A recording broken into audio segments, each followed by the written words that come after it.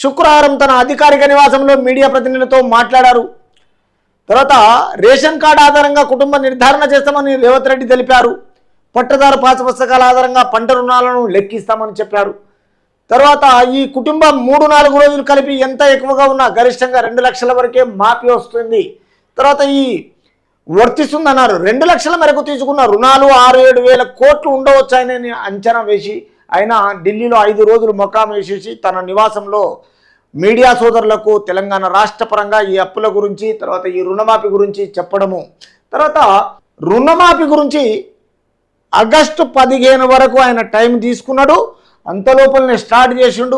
ఈ మధ్యన ఎన్నికల కూడా అయిపోయిన తర్వాత ఆచిచూచి కరెక్ట్గా 15-20 రోజులలో ఈ నిర్ణయం తీసుకొని ఒకదానికి ఒకటి చేస్తూ ఉన్నాడు. ఇది చేసిన తర్వాత మాజీ బీఆర్ఎస్ నాయకుడు హరీష్ రావు రాజీనామా చేస్తున్నాడు. మరి ఆయన ఎలా నిలబెట్టుకుంటాడో ఈయన మాత్రం నిలబెట్టుకున్నాడు. చూద్దాము. వాళ్ళ స్థాయి బాగలేదు, ఇప్పుడు వాళ్ళ రోజులు బాగలేవు. తర్వాత వాళ్ళ పార్టీకిన ఎక్కడో తుంగలో దొక్కిరు తెలంగాణ ప్రజలు. కాబట్టి వాళ్ళకి ఇచ్చిన 39 మందికి కలిగిన అందరూ కాంగ్రెస్ గేట్లు ఓపెన్ చేసుకొని రావడం జరుగుతున్నది. తర్వాత ఒకటి లాస్ట్ అయితే చనిపోతే మళ్ళీ అందులోనే కాంగ్రెస్ నాయకుడు గెలవడం జరిగింది. నెక్స్ట్ ఇప్పుడున్న పరిస్థితిలో కేసీఆర్ పరిపాలన అంతమైపోయినట్టే కనిపిస్తున్నది తెలంగాణ రాష్ట్రంలో.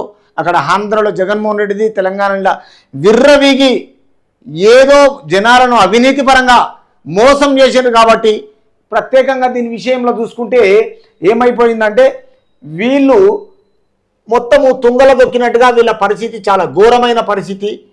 కానీ మరి వీళ్ళు ఈ విధంగా ఎందుకు చేసుకున్నారంటే వాళ్ళ ఓవర్ కాన్ఫిడెన్స్ తోటి రాష్ట్ర ప్రజలు 2 రాష్ట్రాల ప్రజలతో ఆడుకున్నారు, చెలరేగినరు. వాళ్ళ సంపాదనలు వాళ్ళ కుటుంబ పరిపాలనలు టోటల్గా కొలాప్స్ అయినాయి. కాబట్టి రాష్ట్ర ప్రజలు అక్కడ ఆంధ్రకైనా ఇక్కడ తెలంగాణలో అయిపోయినా బ్రహ్మాండంగా బ్రహ్మరథం బట్టి ఇక్కడ కాంగ్రెస్ను అక్కడ టీడీపీని గెలిపించుకోవడం. కానీ ఈ విషయాల్లో ప్రజలు ఇచ్చిన అధికారము రాష్ట్ర నాయకులకు ఆ పాలకవర్గానికి ధన్యవాదాలు చెప్తూ రాష్ట్ర ప్రజలు మంచి కుటుంబంతో మంచి కుటుంబాలన్నీ కలిసి రైతుల రుణమాఫీలు చేసుకొని ఈరోజు రాష్ట్ర సీఎంను బ్రహ్మాండంగా ఢిల్లీ నుంచి మీడియా సోదరులకు చెప్పడం జరిగింది.